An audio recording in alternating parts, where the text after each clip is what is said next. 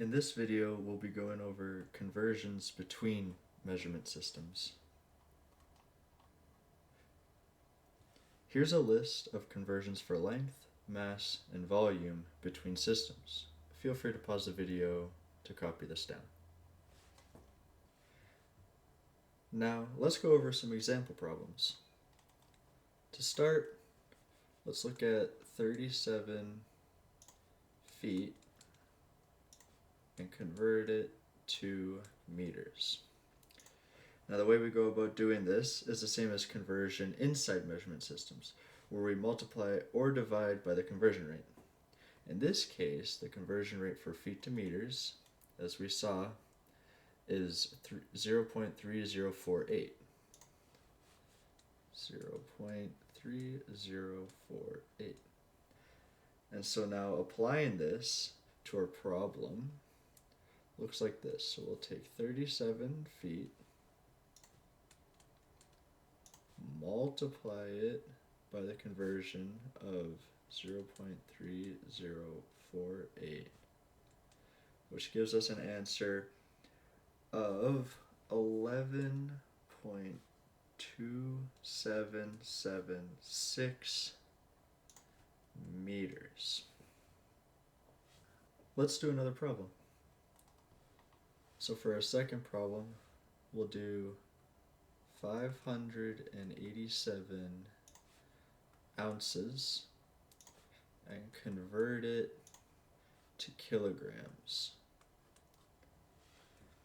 Now for this one, we're going to have to do two conversions, one to get from ounces to grams and another to get from grams to kilograms.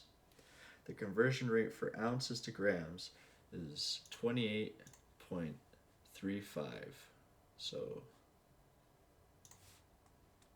ounces to grams equals 28.35.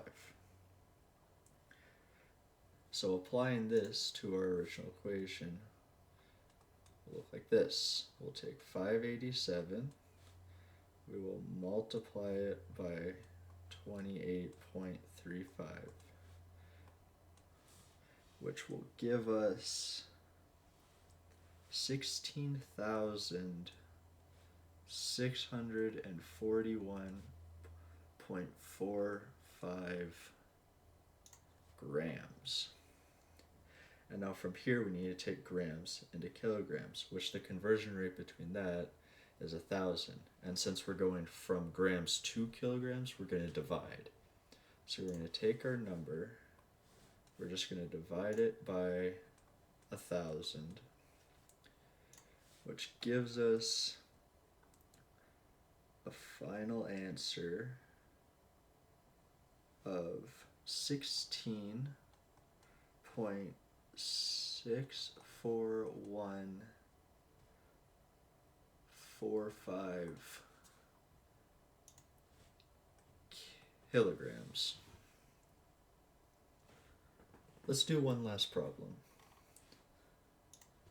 So for our last problem, we'll do 3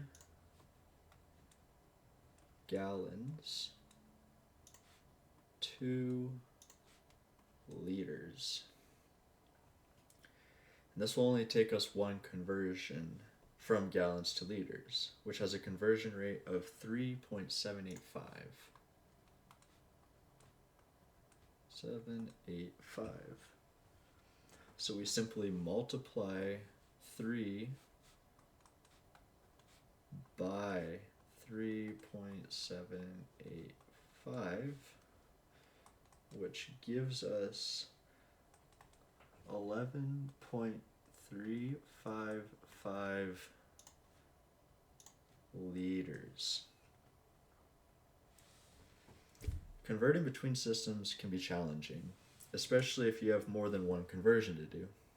My advice is to just do a lot of practice questions. There's really not another way to go about it, unfortunately, but if you do enough questions, the conversion rates will become a lot easier for you to recall and relieve the sticking point in solving these types of problems, which is just knowing all of the conversion rates. And that just about wraps it up for the video. If you guys found it helpful, consider liking and subscribing. And if you have any questions about anything we went over, or other math questions, let me know in the comments and I'll do my best to answer them. Thanks.